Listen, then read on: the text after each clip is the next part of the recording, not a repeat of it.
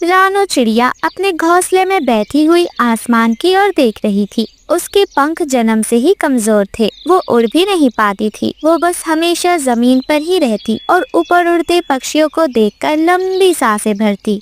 वहीं दूसरी तरफ उसका पति टुन्नू चिड़ा तेजी से उड़ता हुआ घोंसले के पास आया। वो गुस्से में था, घबराया हुआ लग रहा था। रानो, मैं थक गया हूँ। हर दिन बस एक बोझ बनने वाला जीवन। तू तो उड़ भी नहीं सकती, तू मेरे साथ कुछ नहीं कर सकती। मैं ऐसे चिड़िया का क्या करूँगा? टुन्नू जी, ऐसा मत कहो। मैं कोशिश करूँगी, मैं उड़ना भी सीख लूँगी। बस मुझे मत छोड़ो, मैं अकेले नहीं रह पाऊँगी टुन्नू जी। अकेली? तू पहले भी अकेली थी और अब भी अकेली है और हमेशा अकेली ही रहेगी। मैं एक उड़ने वाली ऊंची उड़ान वाली चिड़िया का साथ चाहता हूँ, कोई बोझ नहीं। आज के बाद मुझे ढूंढने की कोशिश मत करना रानो। इतना कहकर टुन्नू चिड़ा वहाँ से चला जाता है। वो एक बार भी रानो चिड़िया की ओर पलटकर नहीं देखता। उसके पंख हवा को चीरते हुए तेज जा रहे थे। वहीं रानो चिड़िया का दिल टूट चुका था। रानो चिड़िया अपने घोंसले के बाहर टुन्नू को जाता देखती है। वो फूट फूट कर रोने लगती है। रानो चिड़िया पानी पीने नीचे आई थी। उसने सोचा शायद ताज़ा हवा दर्द को हल्का कर देगी, लेकिन उसे ये नहीं पता था कि नया तूफान उसका इंतजार कर रहा है। ओहो, देखो देखो, अगली खबर सुनो जरा। टुन्नू चिड़ा अपनी सुंदर नई चिड़िया के साथ धूम मचा रहा है और यहाँ देखो हमारा उड़न रहित पक्षी रानो लंगड़ी बेचारी चुपचाप बस इधर उधर घूरती है। दिल भी नहीं लगता होगा घोंसले में अकेले। रानो बहन पति छोड़ गया या खुद भाग गया तुझसे? अरे उड़ नहीं सकती तो शादी क्यों की थी? किसी गोंगे से शादी कर लेती, रेंगता रहता धीरे धीरे तेरे साथ। ये कहकर कालू कौवा और गौरी कौवी जोर जोर से हंसने लग जाते हैं। जग्गू कौवा भी उसके साथ ही था। अपने माँ बाप को ऐसा करता देख वो भी हंसने लगता है। लंगड़ी लंगड़ी जमीन की मछली, चिड़िया नहीं जमीन की मछली हो तुम, हा हा हा हा हा। कृपया मेरा मजाक मत उड़ाओ। मेरे पास पंख नहीं है लेकिन दिल तो है। मैं भी इंसान या पक्षी की तरह महसूस कर सकती हूँ। मैं कोई बेजान खिलौना तो नहीं। मेरे अंदर भी सांसें हैं, दिल है, जज्बात है, उम्मीद है। अरे रानो, दिल उड़ता है क्या? उड़ान तो पंख से होती है। दुनिया में अपनी औकात देखना सीख लो पहले। आई बड़ी दिल है, दिल से उड़ेगी क्या? इतना सुनकर रानो चिड़िया की आंखें आंसू से भर जाती हैं, लेकिन वो कुछ भी नहीं कहती। तभी हरियाली तोती और मिठू तोता उसके पास पहुंच जाते हैं। अरे अरे बस करो कालू, मजाक उड़ाना बहुत हो गया। देखो किसी का मजाक उड़ाना आसान है, पर किसी टूटे दिल को जोड़ना बहुत मुश्किल, सबसे मुश्किल काम है। हाँ रानो, और तुम इसकी बात को दिल से मत लगाना। तुम कमजोर नहीं हो, बस तुम्हारी उड़ान बाकी है और हम उसे सच बनाएंगे। देखना, तुम एक दिन जरूर उड़ोगी रानो। मेरे पास पंख नहीं है मिठू भैया, हरियाली बहन, मैं बस सबकी हंसी बन चुकी हूँ अब। नहीं नहीं रानो, उड़ना आसमान में नहीं दिल में होती है उड़ान तो। हाँ रानो बहन, हम तुम्हारी मदद करेंगे उड़ने में, तुम्हें चिंता करने की कोई जरूरत नहीं है। और फिर जंगल के सभी पक्षी अपने अपने घरों की ओर चले जाते हैं। रानो चिड़िया घोंसले में अकेली बैठी हुई थी। उसकी आंखों से लगातार आंसू बह रहे थे। तभी उसके दिल में उसकी माँ का ख्याल आता है।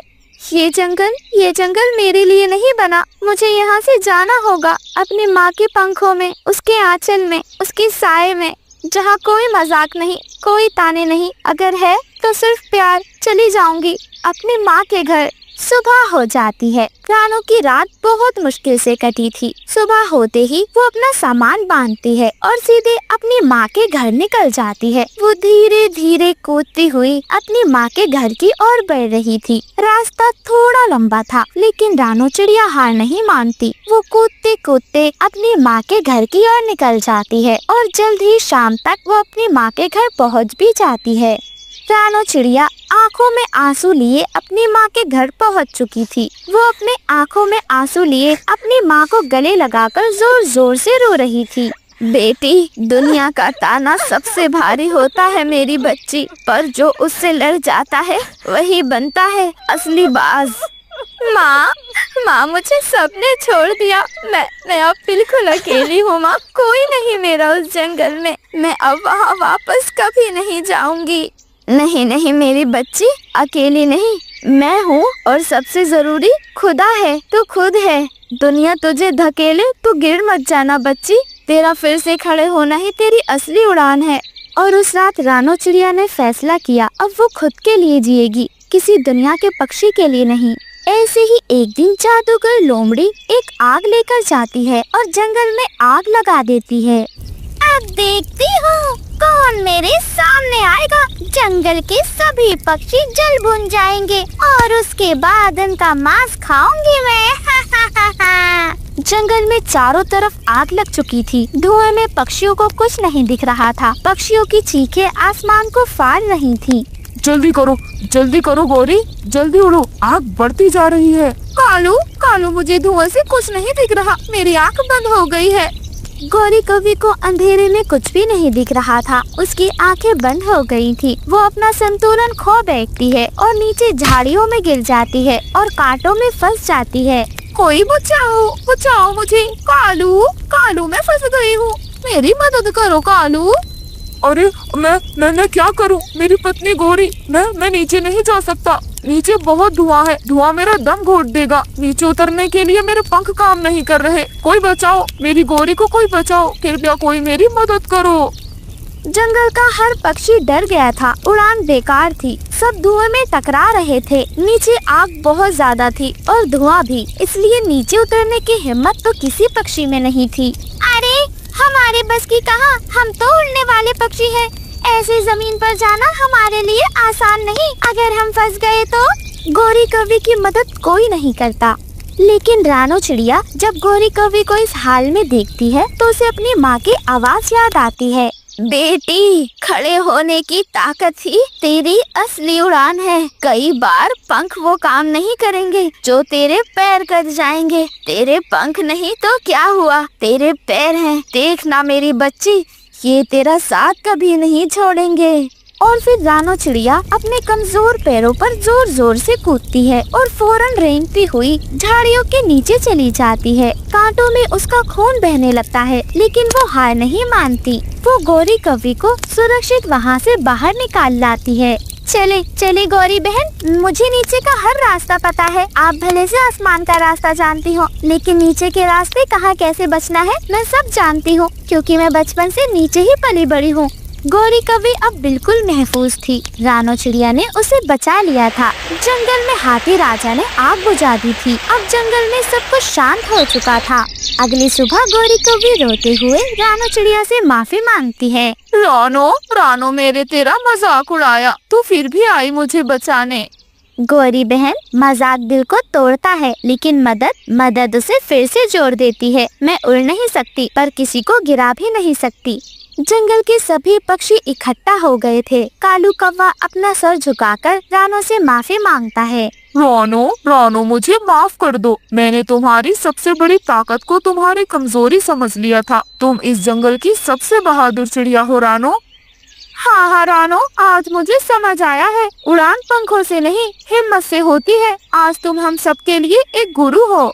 रानो आसमान की ओर देखती है और हल्के से मुस्कुरा देती है। आज उसे अपने पंखों पर गर्व नहीं था, लेकिन अपने पैरों पर पूरा भरोसा था। इस कहानी से जंगल के सभी पक्षियों ने सीखा, कमजोरी शरीर में हो सकती है, पर दिल।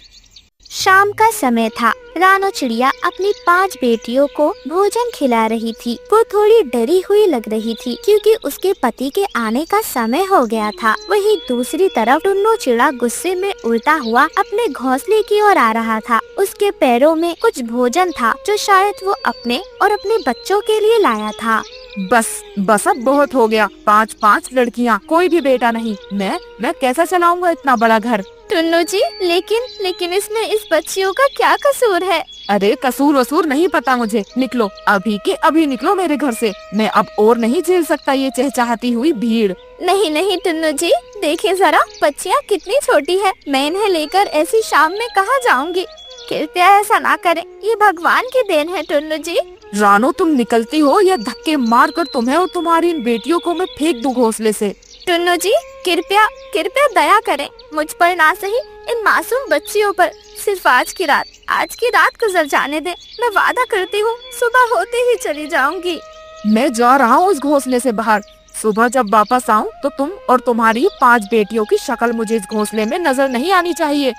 इतना कहकर टुन्नू चिड़ा घोंसले से गुस्से में बाहर चला जाता है। गुड़िया चिड़िया डर से कांप रही थी और रो रही थी। मम्मा मम्मा हम कहाँ जाएंगे?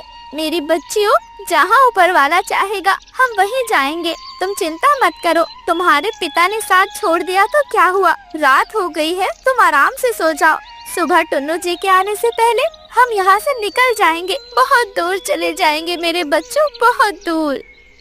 रात गहरी हो गई थी। छोटी छोटी बच्चियां भोजन करके सो चुकी थी, लेकिन रानो चिड़िया फूट फूट कर रो रही थी। उसे टुन्नू का एक एक शब्द बार बार याद आ रहा था। वो मन ही मन में अपने आप को कोस रही थी। हे भगवान, ये किस गलती की सजा है? बेटियां तो फूल होती हैं और इनका पिता इन्हें कोई अभिशाप समझता है। कैसे समझाऊं, कहाँ जाऊं, क्या करूंगी भगवान जी, कृपया मेरी मदद करना।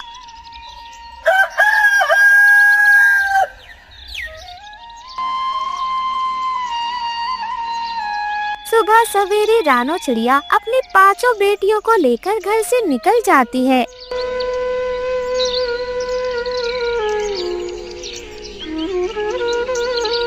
माँ, हम कहाँ जाएंगे? मैं थक गई हूँ। मम्मा, क्या हम कहीं किसी के घर नहीं ठहर सकते? गुड़िया बेटी, हमें कहीं न कहीं अपना घोंसला बनाना होगा। मैं देखती हूँ कहीं कोई सुरक्षित जगह। काफी ढूंढने के बाद रानो चिड़िया को कोई सुरक्षित जगह नहीं मिलती। वो उदास होकर बंटी कबूतर के घर की ओर आ जाती है। बेटा, हमें मदद मांगनी होगी, ऐसे तो कुछ नहीं हो सकता। आज रात हमें कहीं ठहरना होगा, वरना जंगल के बड़े शिकारी पक्षी हमें नोच कर खा जाएंगे। रानो चिड़िया रोते हुए बंटी कबूतर का दरवाजा खटखटाती है।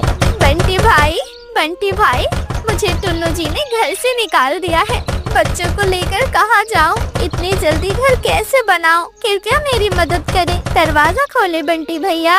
अरे रानो बहन, मेरा घर तो खुद इतना छोटा है कि हम खुद मुश्किल से समाते हैं। तुम तो जानती हो ना, मेरे छोटे बच्चे हैं, मेरी पत्नी है और मेरे माँ बाप भी तो हैं। मैं तुम्हें आसरा नहीं दे सकता रानो, कृपया मुझे माफ कर दो। रानो चिड़िया निराश चुपचाप वहाँ से उड़ जाती है। वो हरियाली तोती के घर की ओर उड़ जाती है। अरे रानो, तेरी हालत देखकर बहुत दुख होता है, पर तू जानती है ना, मेरे बच्चे अभी छोटे हैं। अगर तू चाहती है तो मैं तुझे थोड़ा दाना दे सकती हूँ, लेकिन घर में जगह नहीं है। क्या करूँ रानो, कहाँ सुलाऊंगी तुझे? और फिर तेरे भी तो 5 बच्चे हैं। मेरे घर में किसी एक भी पक्षी के लिए जगह नहीं है। तेरे 5 बच्चों को कहाँ रखूंगी मैं? धन्यवाद आपका बहुत बहुत, बस दुआ करना कि मेरे बच्चे सुरक्षित रहें। रानो चिड़िया वहाँ से भी उड़ जाती है। तभी उसे बिंदिया चिड़िया का घर याद आता है। बिंदिया, दरवाजा खोलो। मेरे बच्चे अकेले हैं, मैं भटक रही हूँ, बहुत परेशान हूँ। एक रात आसरा दे दो बिंदिया बहन। अरे रानो, तू तो मेरी बचपन की सहेली है। काश मेरे घर में जगह होती।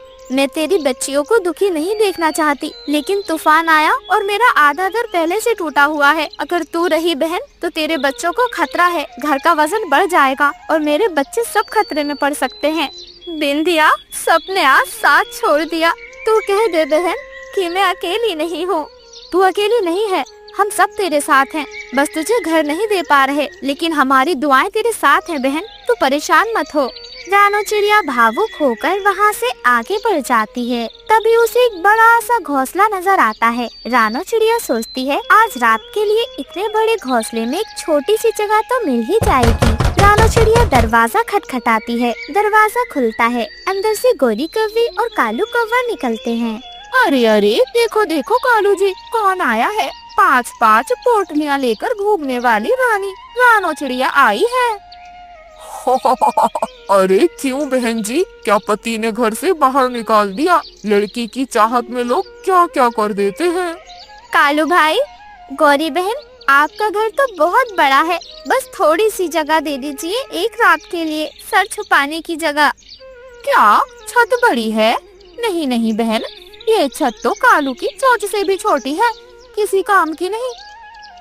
अरे सुन रानो, मोहल्ले में यही मत घूमती रहना। 5 लड़कियाँ, कहीं मेरे घोंसले में भी बदकिस्मती ना आ जाए। कालू कौवा और गोरी कौवी रानो चिड़िया के मुंह पर दरवाजा बंद कर देते हैं। ठीक है, चली जाऊंगी। जहाँ भगवान ने जैसी किस्मत लिखी होगी वो मिल जाएगा। अगर जिंदगी लिखी है तो कोई मार नहीं सकता, और अगर मौत लिखी है तो कैसे भी नहीं जी पाऊंगी। खुले आसमान के नीचे ही क्यों ना रहना पड़े। रानो चिड़िया एक बड़े पेड़ के नीचे बैठ जाती है। वो और उसकी बच्चियां ठंड से कांप रही थीं। तभी उसके पास एक सुंदर से रंग बिरंगी तितली आती है। अरे क्या हुआ रानो बहन, इतनी दुखी क्यों लग रही हो तुम? तितली बहन, मेरे पास घर नहीं है, बेटियां हैं और कोई आसरा नहीं। मेरे पति ने भी मेरा साथ छोड़ दिया है। चिड़िया बहन, मैं भी अकेली थी कभी। मेरा आज एक छोटा सा घर है फूलों की घाटी में। मैं रोज अपने बच्चों को जंगल के कायदे सिखाती हूँ। किसी फूल पर बैठना, किससे दया दिखाना है, और सबसे जरूरी कभी अपनी पहचान पर शर्मिंदगी नहीं करनी है। तितली बहन, तुम्हारी बात तो सीधे दिल को छू गई है। तुम चिंता मत करो, मैं एक जादुई तितली हूँ। कई सालों पहले मुझे मेरी जादुई तितली वन से निकाल दिया गया था, इसलिए मैं यहाँ जमीन पर आ गई हूँ। लेकिन अब अपने बच्चों के साथ बहुत खुश हूँ और तुम जैसे पक्षियों की मदद भी करती हूँ। आज मैं तुम्हारी मदद जरूर करूँगी। और फिर तितली एक जादुई रोशनी प्रकट करती है। देखते ही देखते एक सुंदर सा घर बन जाता है, जो दिखने में बिल्कुल नींबू के घर जैसा था। रानो चिड़िया अपने बच्चों के साथ खुशी खुशी उस नींबू के घर में रहने लगी।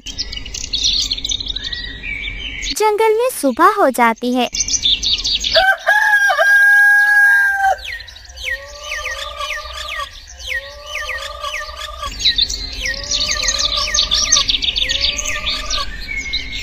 सुबह सवेरे रानो चिड़िया देखती है कि उसके नींबू के घर के बाहर खूब सारी नींबू की खेती हुई हुई है। रानो चिड़िया ये देखकर बहुत खुश हो जाती है। अरे वाह, रहने के लिए आसरा तो मिला, साथ में जीने के लिए इतनी अच्छी खेती भी मिल गई है। अब इन्हें बेचकर अपने बच्चों के लिए 2 वक्त का भोजन ला पाऊंगी। हे भगवान, तेरा शुक्र है, तेरा लाख लाख शुक्र है। कालू कौवा और गोरी कौवी दूर पेड़ पर बैठकर ये सब देख रहे थे।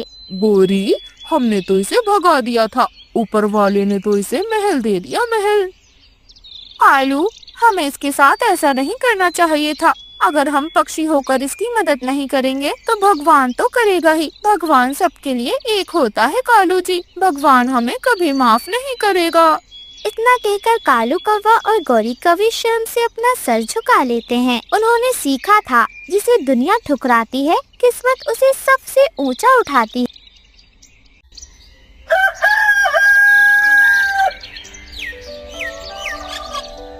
जंगल में सर्दियों की सुबह थी। ठंडी हवा पत्तों को हिला रही थी और पक्षियों के पंखों में झंझनाहट भर रही थी। पेड़ की एक ऊंची टहनी पर रानो चिड़िया और गोरी कौवी बैठे हुए थे। पहली धूप से वो अपने पंखों को गर्म कर रही थी। अरे गोरी बहन, इस सर्द हवा ने तो ऐसा हाल कर दिया है कि मेरे पंख भी कांप रहे हैं। लेकिन ना जाने क्यों आज हवा में एक अजीब सी मिठास है, जैसे कुछ नया होने वाला हो, कुछ ऐसा जो हमारे पंखों में अलग चमक ले आएगा। हाँ हाँ, तू बिल्कुल ठीक कह रही है रानो। ये मौसम चाहे कितना भी ठंडा क्यों ना हो, पर आज हवा में ना जाने क्यों एक अजीब सी शरारत घुल रही है। वैसे अगर शरारत की बात हो रही है तो मुझे शक है कि थोड़ी ही देर में हमारे जंगल का सबसे बड़ा कॉमेडी का बादशाह आने वाला है, यानी कि कालू कौवा अपनी स्टाइल से पूरे जंगल में उड़ता फिरता है।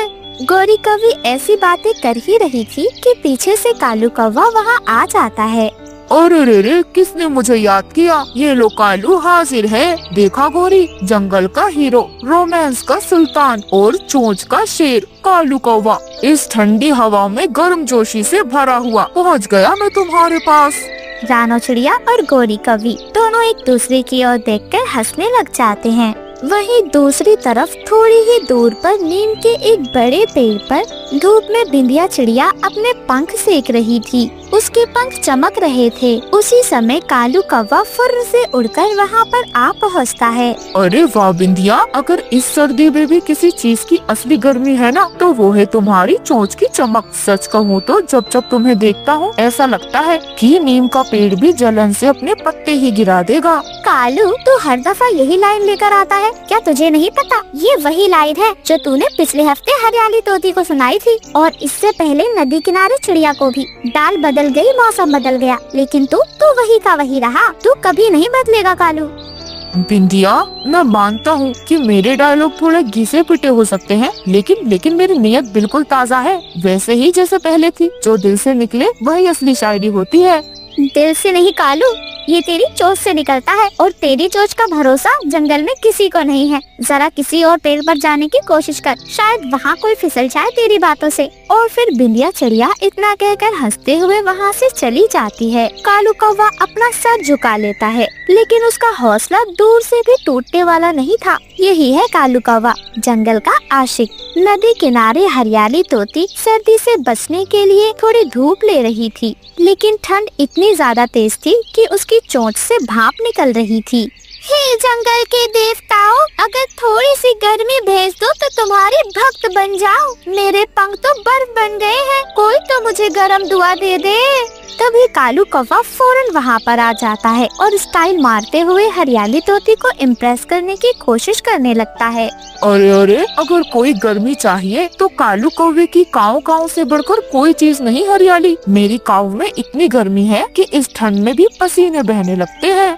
अच्छा, तेरी काव काव में गर्मी? पिछली बार जब तू आया था तो तेरी चोंच से धुआं नहीं, सीधा जलने की बदबू आ रही थी। अब तू कहाँ से आ रहा है? वो मैं तो धूप में बैठा था हरियाली। अरे धूप से कौन जलता है, तेरी चोंच ही ऐसी है, देखते ही ऐसा लगता है किसी ने मसाला लगा रखा हो। कालू कौवा निराश होकर वहाँ से उड़ जाता है, लेकिन फिर उसकी मुलाकात बिजली कौवी से होती है। बिजली कौवी अपने स्टाइल से बैठी हुई थी और गुनगुना रही थी। बिजली गिराने मैं हूँ आई, कहते हैं मुझको बिजली कौवी। कालू कौवा जब उसे देखता है तो उसके पास पहुंच जाता है। हवाएं कांप रही हैं, पानी तो धड़क रहा है और नदी की लहरें जैसे कह रही हो, देखो जंगल की बिजली आई है, आज फिर दुनिया को रोशन करने निकली है। अरे वाह वाह, किसी गर्म चोंच वाले ने तुम्हें ये लाइन सिखा दी, या फिर तुम रात भर अपने पंखों को पॉलिश करते रहे हो? हाँ, लगता है फैसला कर ही लिया है कि आज बिजली कौवी को पटा कर ही मानूंगा। बिजली, तुझे पता है जब तू हवा में उड़ती है ना तो लगता है जैसे चांद तेरे लिए एक खास रोशनी छोड़ रहा हो। तुझे देखकर मेरी काव काव भी शर्म से धीमी हो जाती है। तेरी काव काव शर्म से नहीं बल्कि ठंड से धीमी हो जाती है कालू। कभी कभी अपने पंख भी धोकर आया कर, इतनी मिट्टी है कि समझ नहीं आता कि तू आशिक बनने आया है या जमीन खोद कर आ रहा है।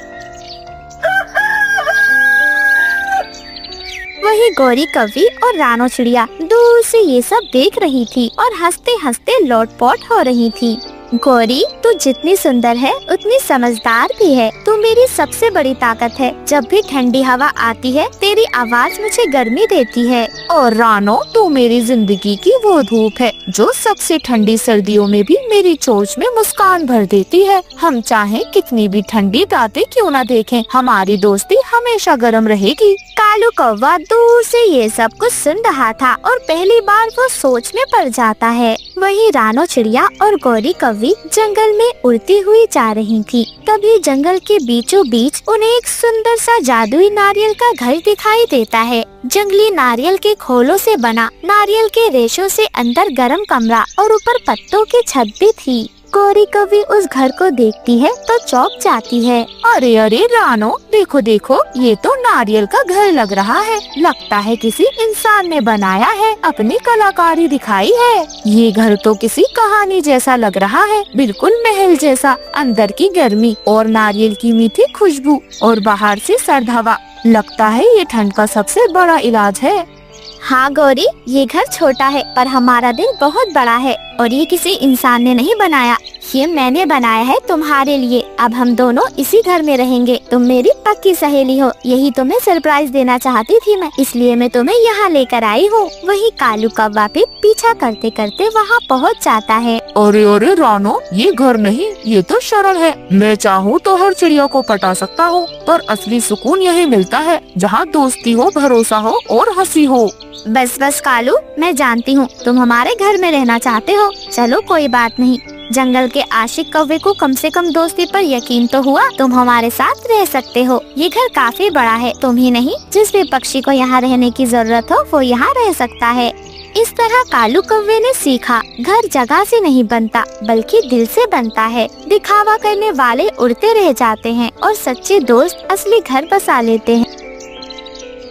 सुबह की नरम धूप जंगल के पत्तों पर फैल रही थी। हवा में नमी थी, जैसे बारिश कहीं दूर से आने वाली हो। ऐसे में रानो चिड़िया अपने छोटे छोटे बच्चों गुड़िया और कुकू को लेकर अपने पुराने जंगल से उड़ते हुए इस नए और हरे भरे जंगल में पहुंची थी। रानो चिड़िया बिल्कुल थकी हुई थी। उसका पिछला घर तूफान में टूट गया था और अब वो बच्चों के लिए सुरक्षित जगह की तलाश में निकली थी। बस अब इस जंगल में एक कहीं अच्छी सी जगह मिल जाए जहाँ शांति भी हो और सुरक्षा भी। बच्चों को आराम चाहिए है और मुझे भी। भगवान करे ये जंगल हमारे लिए शुभ हो। तभी रानो चिड़िया की नजर पेड़ पर बैठे दो पक्षियों पर जाती है। एक था कालू कौवा और दूसरी उसकी साथी थी गोरी कौवी। दोनों बहुत ज्यादा चतुर थे। रानो चिड़िया जब उन्हें बैठा देखती है तो बहुत खुश हो जाती है और उड़ते हुए सीधे उनके डाल पर पहुंच जाती है।